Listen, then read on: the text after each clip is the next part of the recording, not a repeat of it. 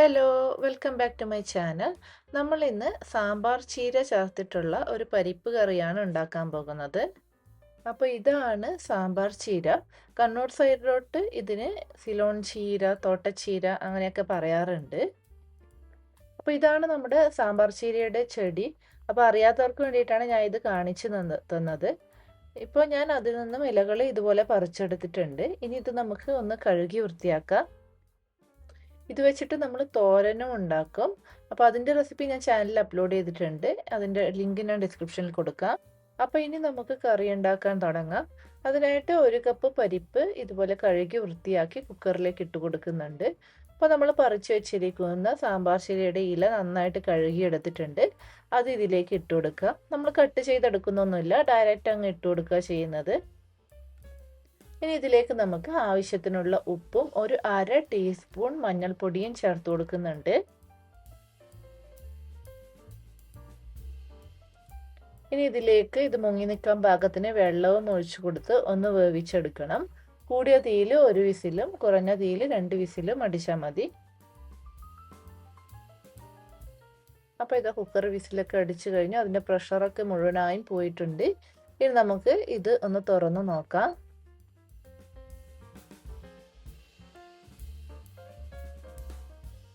അപ്പോൾ ഇത് പരിപ്പും സാമ്പാർ ചീരയൊക്കെ നന്നായിട്ട് വെന്തിട്ടുണ്ട്. ഇനി നിങ്ങൾക്ക് വേണമെങ്കിൽ പരിപ്പ് ആദ്യം വേവിച്ചതിന് ശേഷം സാമ്പാർ ചീര ഇട്ട് കൊടുത്ത് ഒരു 5 മിനിറ്റ് തിളപ്പിച്ചെടുത്താലും മതി. പക്ഷെ ഞാൻ ഇങ്ങനെ ചെയ്യുന്നത്, ഇങ്ങനെ ആവുമ്പോൾ ആ ഇലകളും കൂടി നന്നായിട്ടൊന്നങ്ങ് അടിഞ്ഞ് കിട്ടും. അപ്പോൾ കുട്ടികളൊക്കെ പെട്ടെന്ന് കഴിച്ചോളും. ഇല്ലെങ്കിൽ ഇടയ്ക്ക് ആ ഇലയൊക്കെ കടിക്കുമ്പോൾ കുട്ടികൾ ഇലയൊന്നും കഴിക്കില്ല. ഇങ്ങനെ ആവുമ്പോൾ അത് ഇലയിട്ടതൊന്നും മനസ്സിലാവില്ല, ആ പരിപ്പിൻ്റെ കൂടി അങ്ങ് വെന്ത് കിട്ടിയിട്ടുണ്ടാകും. ഇനി നമുക്ക് ഇതിലേക്ക് അരപ്പ് ചേർത്ത് കൊടുക്കാം. ഞാനിവിടെ ഏകദേശം 1/2 കപ്പ് തേങ്ങ, 1/2 ടീസ്പൂൺ ജീരകവും 1/4 ടീസ്പൂൺ മഞ്ഞൾപ്പൊടിയും 1 പച്ചമുളകും ചേർത്ത് അരച്ചു വെച്ചിട്ടുണ്ടായിരുന്നു. അത് നമുക്ക് ഇതിലേക്ക് ചേർത്ത് കൊടുക്കാം. നല്ല പേസ്റ്റ് രൂപത്തിൽ അങ്ങ് അരച്ചെടുക്കേണ്ട, കുറച്ച് തരിതരിപ്പായിട്ട് വേണം അരച്ചെടുക്കാൻ. കൂടെ തന്നെ 1 കപ്പ് വെള്ളവും ചേർത്ത് കൊടുക്കുന്നുണ്ട്. ഇനി ആവശ്യത്തിന് ഉപ്പും കുറച്ച് കറിവേപ്പിലയും ചേർത്ത് കൊടുത്ത് ഇതെല്ലാം കൂടി നന്നായിട്ടൊന്ന് മിക്സ് ചെയ്തെടുക്കാം.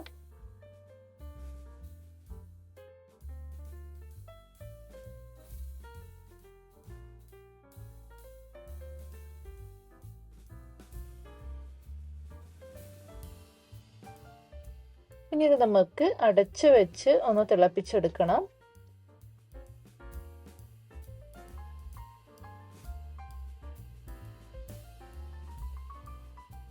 ഇനി നമുക്കിതൊന്ന് തുറന്ന് നോക്കാം. കറിയൊക്കെ നന്നായിട്ട് തിളച്ച് തുടങ്ങിയിട്ടുണ്ട്. കറി തിളച്ച് തുടങ്ങുമ്പോൾ തന്നെ സ്റ്റൗ ഓഫ് ചെയ്യേണ്ട. ഇനി ഒരു ലോ ഫ്ലെയിമിലിട്ട് ഒരു 5 മിനിറ്റ് നേരം കൂടി ഇതുപോലെ അടച്ചു വെച്ച് കുക്ക് ചെയ്യാം.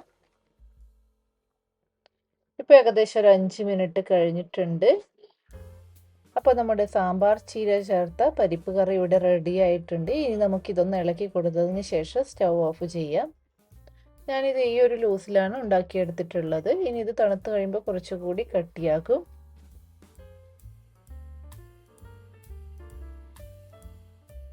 ഇനി ഇതിലേക്ക് നമുക്ക് താളിച്ചൊഴിക്കാം. അതിനായിട്ട് ഇതുപോലൊരു പാത്രം അടുപ്പത്ത് വെച്ച് ചൂടാകുമ്പോൾ അതിലേക്ക് 2 ടേബിൾ സ്പൂൺ വെളിച്ചെണ്ണ ഒഴിച്ചു കൊടുത്തിട്ടുണ്ടായിരുന്നു.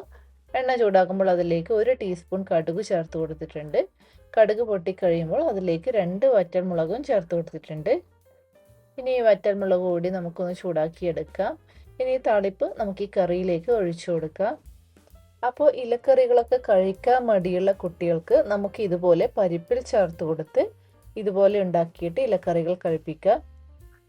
ഇതുപോലെ കുക്കറിലിട്ട് ചെയ്യുകയാണെങ്കിൽ അവർക്കും കഴിക്കാൻ എളുപ്പമായിരിക്കും. അപ്പോൾ ഞാൻ സാധാരണയായിട്ട് ഇലക്കറികളൊക്കെ കഴിപ്പിക്കാൻ വേണ്ടിയിട്ട് ഇങ്ങനെയാണ് ചെയ്യാറ്. അപ്പോൾ നിങ്ങളും ഇതൊക്കെ ട്രൈ ചെയ്ത് നോക്കണം. അപ്പോൾ ഈ ഒരു വീഡിയോ എല്ലാവർക്കും ഇഷ്ടപ്പെട്ടു എന്ന് വിശ്വസിക്കുന്നു. വീണ്ടും പുതിയ റെസിപ്പിയുമായി അടുത്ത വീഡിയോ കാണാം. അതുവരേക്കും ബൈ ബൈ.